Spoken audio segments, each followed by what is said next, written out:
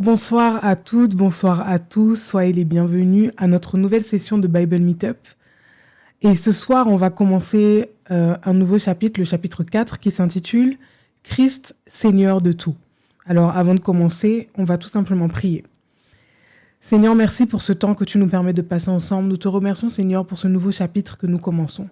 Nous te demandons, Saint-Esprit, de venir nous parler, de venir nous toucher, de venir nous transformer, de venir, Seigneur, réveiller quelque chose au-dedans de nous. Nous te demandons, Saint-Esprit, de nous faire grâce de pouvoir comprendre ce qui sera donné ce soir, afin que nous puissions grandir et afin que nous puissions comprendre encore de quelle manière nous pouvons être de plus en plus intimes avec toi. Nous nous remettons entre tes mains, nous remettons notre entendement, notre pensée, afin, Seigneur, que tu puisses nous parler personnellement. C'est dans le nom de Jésus que nous avons ainsi prié et nous disons Amen, Amen, Amen. Alors, Christ, Seigneur de tout. Lorsque on accepte Jésus-Christ dans notre vie et qu'on fait la prière du salut, on déclare de notre bouche que l'on accepte Jésus-Christ comme notre Seigneur et comme notre Sauveur. Et en général, la partie Sauveur, c'est la partie avec laquelle on a le moins de difficultés. C'est-à-dire, on ne met pas longtemps à assimiler que Christ est là pour nous sauver, que ce soit de l'enfer, de la mort, mais que ce soit aussi dans notre vie quotidienne. Voilà, Jésus-Christ vient à ma rescousse, Jésus-Christ m'aide dans mes problèmes, Jésus-Christ me sort des problèmes, Jésus-Christ m'explique comment m'en sortir, Jésus-Christ est là pour me soutenir, il est là pour me relever, pour me fortifier. Il me sauve lorsque j'ai besoin de lui. Et la Bible dit, demandez et l'on vous donnera, cherchez et vous trouverez, frappez et l'on vous ouvrira.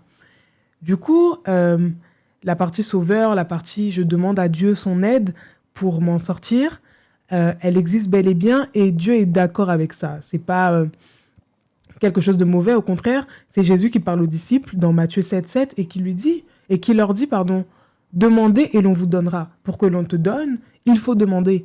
Pour que Dieu te donne quelque chose, il faut que tu puisses exprimer quel est ton besoin. De quoi as-tu besoin? Qu'est-ce que tu veux? Qu'est-ce que tu as besoin que Dieu fasse pour toi? C'est quelque chose de bon, c'est quelque chose de bien. Et c'est pas quelque chose que je suis en train d'indexer en mauvais. Mais il ne faut pas oublier qu'on accepte Jésus-Christ comme Seigneur, c'est vrai. Comme Sauveur, c'est vrai, mais aussi comme Seigneur. Et ce soir, on va parler de ça.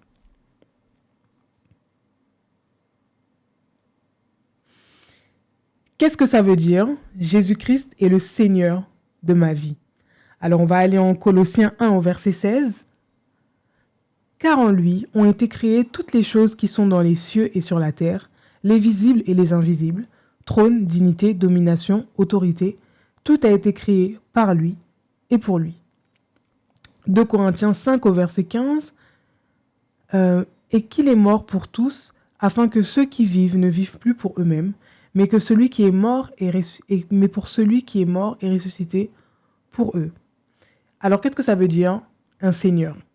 Un seigneur, ou on peut aussi dire un maître, c'est une personne qui possède beaucoup de choses. Alors, si Christ est le Seigneur de ma vie, si Christ est mon maître, si Christ m'a acquis à la croix, parce que la Bible dit que Jésus-Christ a payé avec son sang, il a payé de son sacrifice pour que nous puissions être rachetés. Cela veut dire que Jésus-Christ a un droit sur ma vie, il a un droit de regard, un droit de veto, un droit d'accord et de désaccord. Lorsque j'accepte Jésus-Christ comme Seigneur, cela veut dire que Dieu a le droit de me dire ce que je dois faire. Dieu a le droit de m'indiquer aussi ce que je ne dois pas faire. Dieu a le droit, lorsque j'ai besoin de faire quelque chose, de me dire « ne fais pas ça ». Dieu a le droit, lorsque j'ai besoin de dire quelque chose, « ne dis pas ça ».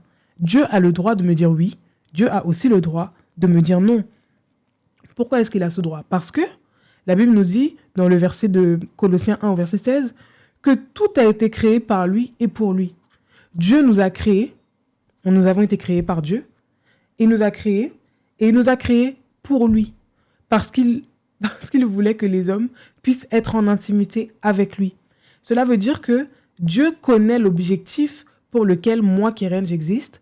Il connaît aussi l'objectif pour lequel toi qui me regardes actuellement, tu existes. Dieu t'a créé et il a mis des particularités au-dedans de toi qui sont censées lui servir, qui sont censées lui faire plaisir, qui sont censées travailler en fait à la gloire de Dieu.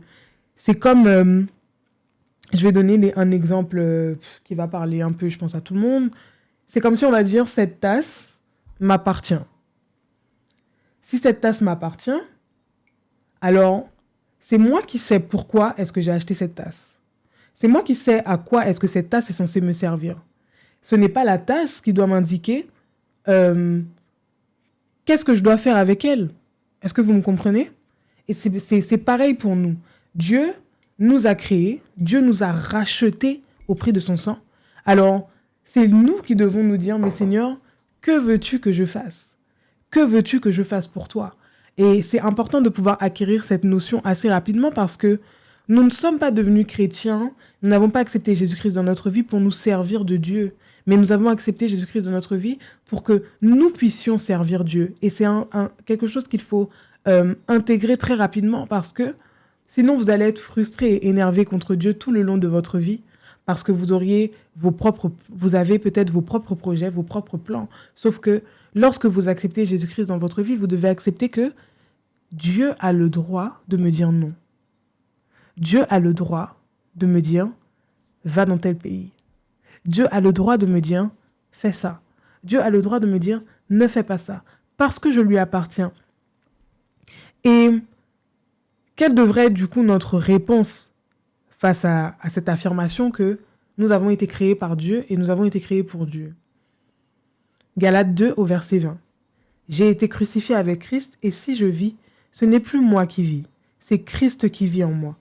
Si je vis maintenant dans la chair, je vis dans la foi au Fils de Dieu qui m'a aimé et qui s'est livré lui-même pour moi.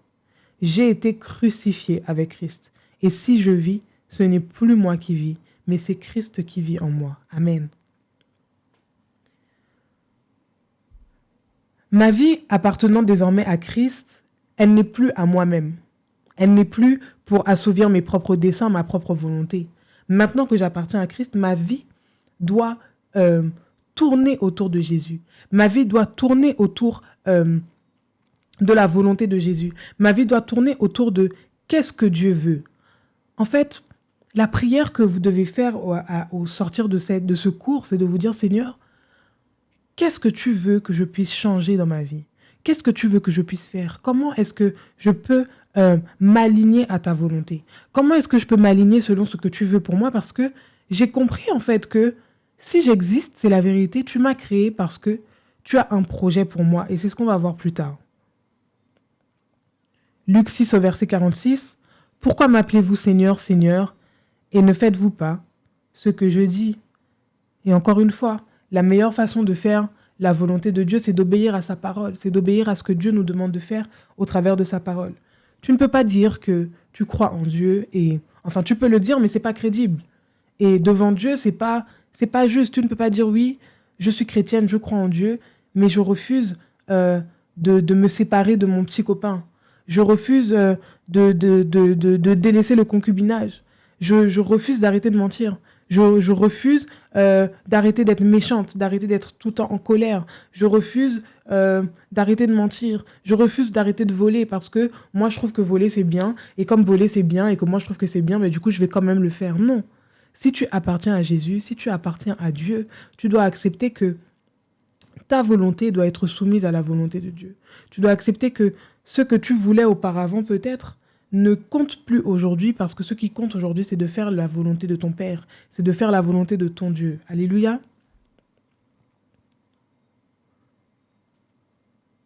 Pourquoi est-ce qu'il est nécessaire de céder le contrôle de sa vie à Christ?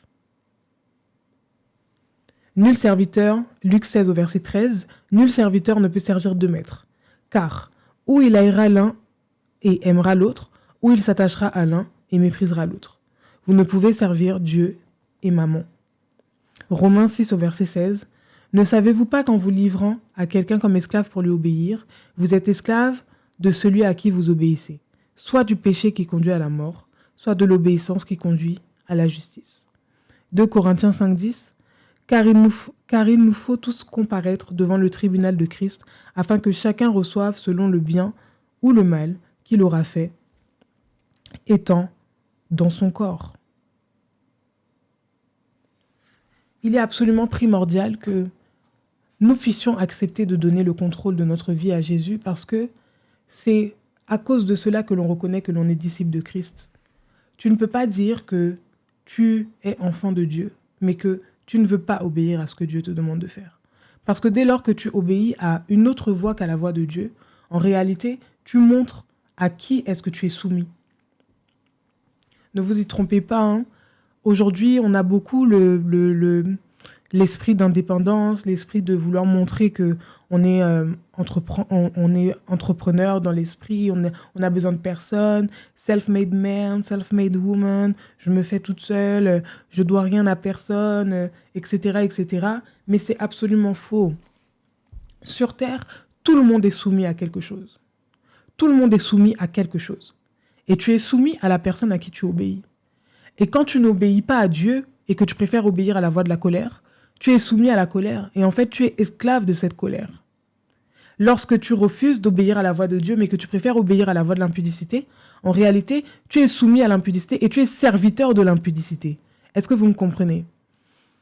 Et en tant qu'enfant de Dieu, tu ne peux pas accepter que la voix de l'impudicité, la voix de la colère, la voix de l'aigreur, de l'amertume, du manque de pardon, puisse parler dans ta tête plus que la voix de Dieu. Et c'est pour ça que tu dois te conditionner à te dire, Seigneur, en fait, je t'ai accepté véritablement comme mon sauveur et je suis vraiment heureuse que tu me sauves. Mais je veux maintenant pouvoir aussi t'accepter comme Seigneur et que tu puisses me guider et me conduire comme tu dois le faire. Vous devez avoir assez confiance en Dieu, assez confiance dans l'amour de Dieu pour savoir et pour comprendre que Dieu ne veut pas vous conduire pour vous faire du mal. Dieu ne veut pas vous conduire pour vous détruire. Dieu ne veut pas vous conduire pour abuser de vous. Dieu ne veut pas vous conduire parce qu'il a besoin de vous soutirer des choses. Non. Dieu veut vous conduire parce qu'il sait ce qu'il y a au-dedans de vous. Il sait le potentiel que vous avez. Il sait jusqu'où il peut vous emmener. Dieu sait ce qu'il y a de meilleur pour vous. Et c'est pour ça qu'il vous dit, fais-moi confiance et suis-moi. Je suis ton Seigneur et je sais ce qui est bon pour toi. Peut-être que aujourd'hui, vous avez du mal à assimiler la notion de Seigneur parce que ça peut vous rappeler peut-être des souvenirs douloureux avec, je sais pas, des parents abusifs ou bien des aînés abusifs ou bien, je sais pas, un passé difficile en fait ou une expérience personnelle, compliquée avec l'autorité. Mais vous devez comprendre que Dieu n'est pas un homme et que Dieu n'est pas soumis à la méchanceté des hommes. Dieu vous aime et il l'a prouvé. La Bible dit, Dieu a tant aimé le monde qu'il a donné son Fils unique, afin que quiconque croit en lui ne périsse point, mais qu'il ait la vie éternelle. Vous êtes assuré de l'amour de Dieu.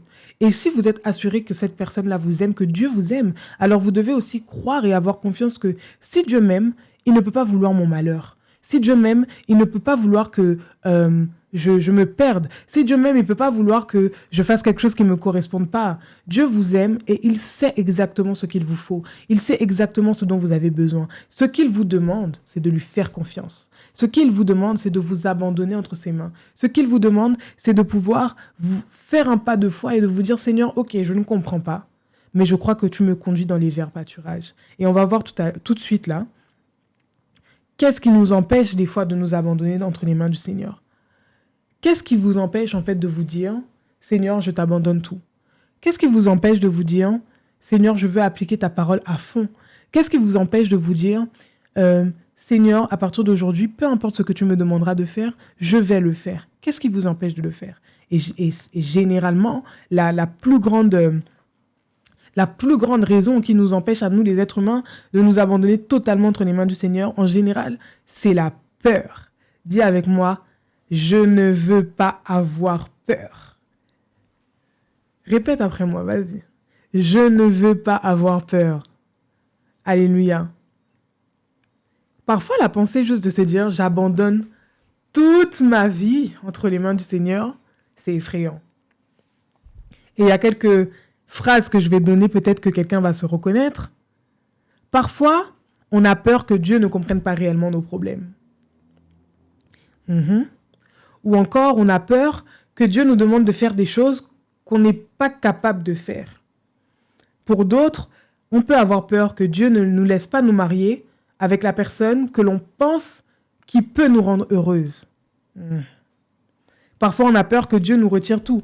On se dit que bon, si je m'abandonne entre les mains de Dieu, ça veut dire que je vais plus jamais sortir, je vais plus jamais rigoler, j'aurai plus jamais d'amis, j'aurai plus jamais de fun, ma vie va devenir morose, nulle, ennuyeuse, parce que suivre Dieu, c'est...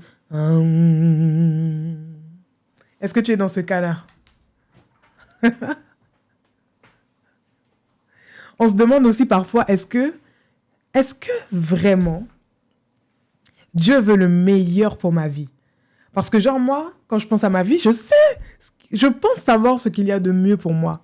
Je pense savoir ce qui est le mieux pour ma personne. Je pense connaître les choses que je dois faire qui doivent me rendre heureuse. Et je dois te poser la question. Avant de connaître Christ, lorsque tu pensais que tu avais toute la liberté nécessaire pour pouvoir faire tout ce que tu voulais, est-ce que tu étais vraiment heureuse? Est-ce que tu étais vraiment heureux? Ou bien est-ce qu'au final, tu t'es rendu compte que tout ça, c'était juste un mirage? C'était juste éphémère et que ces choses-là ne pouvaient pas combler ton cœur. Alors tu dois refuser de croire. Tu dois dire à ton cœur que je veux faire confiance à Dieu. Seigneur, je veux te faire confiance. Je veux croire que tu veux le meilleur pour moi parce que tu m'as créé. Comment est-ce que quelqu'un qui te crée n'est pas au courant de ce qu'il y a de mieux pour toi? Comment est-ce que quelqu'un qui t'a créé ne peut pas te donner le meilleur et te donner accès au meilleur pour ta personne? La Bible dit en Jérémie 29, 11, « Car je connais les projets que j'ai formés sur vous, dit l'Éternel, projets de paix et non de malheur, afin de vous donner un avenir et de l'espérance. » 1 Pierre 5 au verset 6, « Humiliez-vous donc sous la puissante main de Dieu, afin qu'il vous élève au ton convenable, et déchargez-vous sur lui de tous vos soucis, car lui-même prend soin de vous. » Je vais relire. « Humiliez-vous donc sous la main puissante de Dieu, afin qu'il vous élève au temps convenable. Déchargez-vous sur lui de tous vos soucis, car lui-même prend soin de vous. »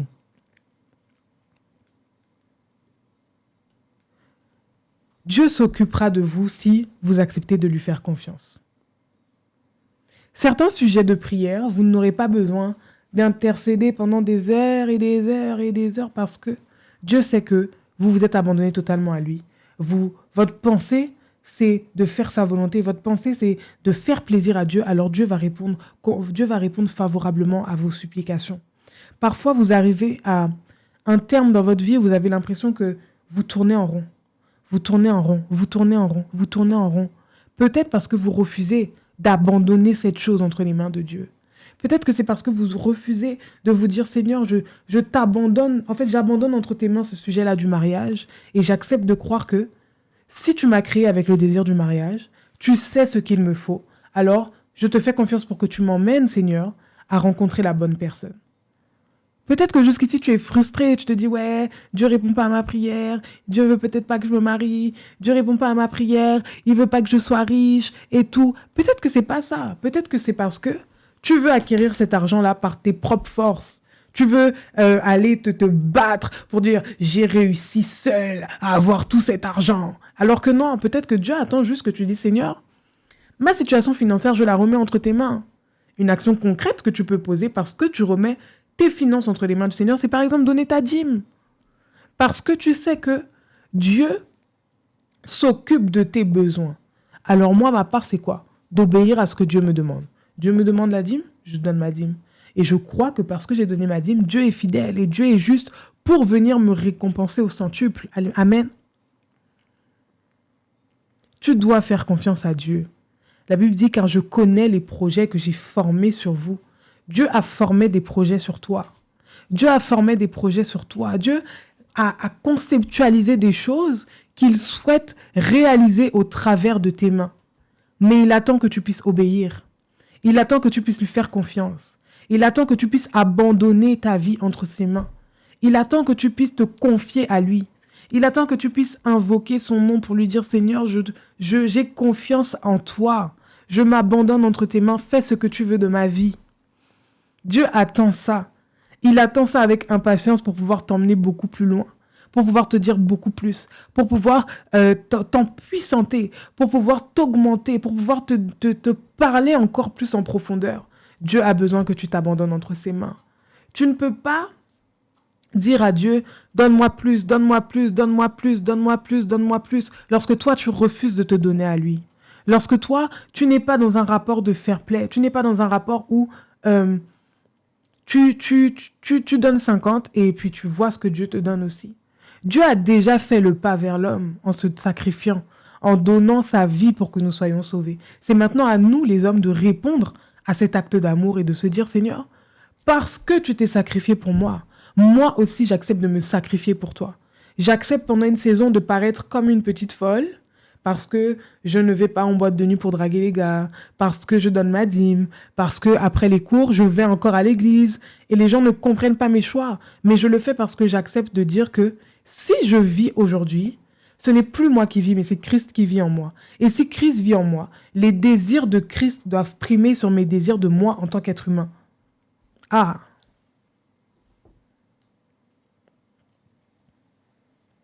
Mon désir là, peut-être, c'est d'aller dormir. Mais le désir de Christ, c'est peut-être de prier. Alors, qu'est-ce que je fais? Mon désir à moi, peut-être là, c'est de manger. Mais le désir de Christ, c'est de jeûner. Tu dis jeûne aujourd'hui. Qu'est-ce que tu fais? Être chrétien, c'est vivre le surnaturel. Et vivre le surnaturel, ça veut dire qu'on vit au-dessus du naturel. Ça veut dire que notre vie est extraordinaire. Notre vie n'est pas forcément dans la logique. Aujourd'hui, tu te dis, ouais, mais bon, si je jeûne, j'aurai pas de force pour pouvoir bien travailler. Mais c'est parce que tu jeûnes que Dieu te permet d'avoir des résultats extraordinaires dans ton travail. Parce que tu jeûnes. Peut-être que physiquement, tu as l'impression que tu fais moins d'efforts que tes collègues, mais toi, tu es dans un esprit de jeûne. Tu es en train de jeûner, tu es en train de sacrifier pour Jésus. Alors Dieu permet que les petits efforts que tu peux faire physiquement, il les décuple parce que tu le sers en ce moment. Comme tu acceptes de lui faire confiance et de te dire que moi, peut-être que le jour où normalement j'étais censée réviser le mercredi, j'ai pas pu réviser à fond. J'ai pas dit j'ai pas révisé. J'ai dit j'ai pas pu réviser comme les autres à fond. Mais parce que Jésus sait que tu te sacrifies pour lui, il te fait grâce. Dis avec moi, Dieu est bon. Dieu est bon. Dieu est bon. Dieu est bon et Dieu ne veut pas nous mettre dans une situation où il nous maltraite. Dieu n'est pas en mode nous faire du mal. Dieu nous aime, Dieu t'aime. Et c'est pour ça qu'il veut que tu t'abandonnes à lui parce que c'est de cette façon-là qu'il peut te protéger. C'est de cette façon-là qu'il peut te tenir dans sa main. C'est de cette façon-là qu'il peut te dire quoi faire. Parce que lorsque tu es dans sa volonté, il s'assure lui-même de pouvoir répondre à sa promesse. Dieu ne répond pas seulement aux beaux slogans, aux beaux souhaits, non. Dieu répond à ceux qui répondent aux principes. Et un principe de la vie chrétienne, c'est que Jésus est mon Seigneur et Jésus est mon Sauveur. Tu ne peux pas seulement profiter de la partie Seigneur, de la partie Sauveur, pardon, et refuser la partie Seigneur. Ça va ensemble. Seigneur et Sauveur. Alléluia. Dis avec moi, Dieu est bon. Dieu est bon pour moi. Dieu est bon. Alors, qu'est-ce que je dois céder à Christ exactement? Parce que abandonner sa vie à Christ, peut-être que pour certains d'entre vous, c'est un peu vague. Enfin, ça veut dire quoi, abandonner sa vie à Christ? Peut-être que vous comprenez, mais que vous avez besoin d'un peu plus de détails. Et on va y aller. Qu'est-ce que je dois céder à Christ? Je dois céder mon corps à Christ. Dis avec moi mon corps. Romains 12 au verset 1. Je vous exhorte donc, frères, par les compassions de Dieu, à offrir vos corps comme un sacrifice vivant, saint, agréable à Dieu, ce qui sera de votre part un culte raisonnable. Je dois offrir mon corps à Christ. Qu'est-ce que je dois offrir encore à Christ? Je dois offrir mes sentiments à Christ. Ésaïe 26 au verset 3. À celui qui est ferme dans ses sentiments, tu assures la paix. La paix parce qu'il se confie en toi. Seigneur, je te confie mes sentiments. Tu dois confier à Christ ta conduite, ton comportement. Éphésiens 5 au verset 15. Prenez donc garde de vous conduire avec circonspection, non comme des insensés, mais comme des sages. Rachetez le temps, car les jours sont mauvais. Dis avec moi, Christ, je te donne ma conduite. Tu dois céder tes finances à Christ. 2 Corinthiens 9 au verset 6 jusqu'au verset 7. Sachez-le, celui qui sème peu moissonnera peu, et celui qui sème abondamment moissonnera abondamment. Que chacun donne comme il l'a résolu en son cœur, sans tristesse ni contrainte, car Dieu aime celui qui donne avec joie. Dis, Seigneur, je te donne mes finances.